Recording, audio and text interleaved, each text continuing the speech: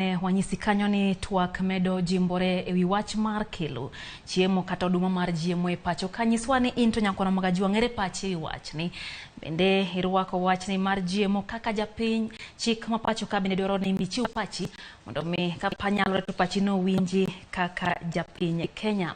Jatend migao mar ohala Moses Kuria oyudre mbero maliet ewi paro mar kelo oduma molos kod lony manyasani mano mar nyinyo mar GMO. Jod bura mawuok mar okak kod imbo mar piny Kenya osingo mathiche oko e pisi po ne oduma mag GMO donje thurka. Kaka jafo marwa Chris Owino leronwa, jod bura go koro dwaro ne piny owacho onye oduma kuom jopur mapacho ka. Mbaka ewi paro mar kelo bando ma olos kod lony manyasani kata GMO okawo okang' machielo e kinde ma jotelo maok e hoho mar okak kod imbo mar Kenya owuok oko kendo kwedo motegno paro makamano. Ka otelnegi kod seneta ma Kericho Samson Cherargei, jotelo go ohum nono ewi gimomiyo piny owacho chano kelo gunde mag bando milion 10 kowuok e pinje maoko e kinde ma jopur mapacho kae to bando maggi odiwo. There is a deliberate move to continue killing the maize farming in this country, as was seen in the previous regime, where even the sugar sector and other farming sectors were killed.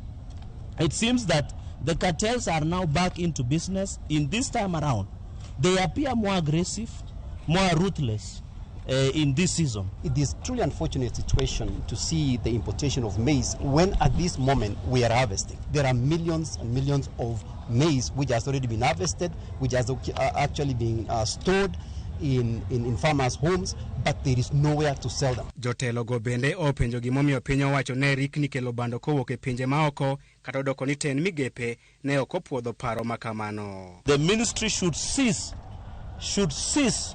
the issuance of gazette notice to allow importation of 10 million duty-free bags or any other amount of maize into the country. I stand with my brother, the Senator for Nandi, Senator Cherargei, in opposing the importation of any maize, not just GMO, any maize.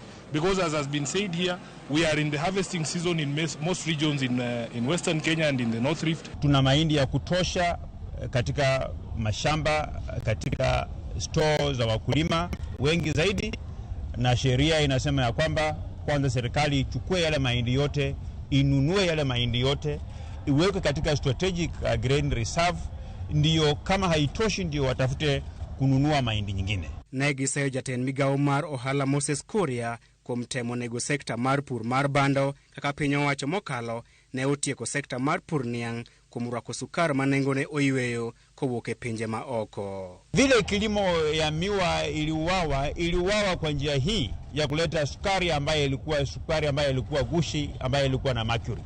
Na tumeona wale makateli pia wameanza kujipanga kuleta mahindi ambayo ni gushi, na kilimo ya mahindi hii Kenya itakufa. Ewi bando mag GMO, jotelo go oramo ni piny owacho nyaka tim nonro malong'o ewi midhiero ma bando go nyalo kelo ne ngima jopiny kaachiel gi kawo pach oganda motelo ne kelo bando makamago. On the GMO issue, we don't need to rush until we have proper laws, policies, rules and regulations to govern the use and importation of GMOs into the country, including but not limited to agricultural products. Jotelo go bende obwogo mar dhi e doho poni Moses Kuria odhi nyime kod kelo bando mag GMO e pacho kae. One of the options that we've discussed is also going to court to obtain a prohibitory order of injunction. E twak mare e juma mokalo, Moses Kuria nyocho temo wacho wach mar ni jo Kenya oyie mana gi chiem nyinyo mag GMO ni mar midhiero makelo thoe ni jo Kenya thoth ma ok GMO kende. Wach ni omedo kelo liet kendo jood burago obwogo mar thiche oko ya PC. I want to tell Honorable Moses Kuria, he will be the first cabinet minister to leave office. And he might leave office before the end of this month or before Christmas. If he continues this, we will impeach him. We will collect signatures from tomorrow. If he doesn't change, he will be the first cabinet minister under this administration to go home. Mabiro ndalo achiel kende tok ogai mar Azimio Raila Odinga kod jotend kanise ka ochung' makamano kagiwacho ni nyaka tim nonro malong'o motelo ne kelo bando mar GMO e pacho kae. Chris Owino, Ramogi TV, Nairobi.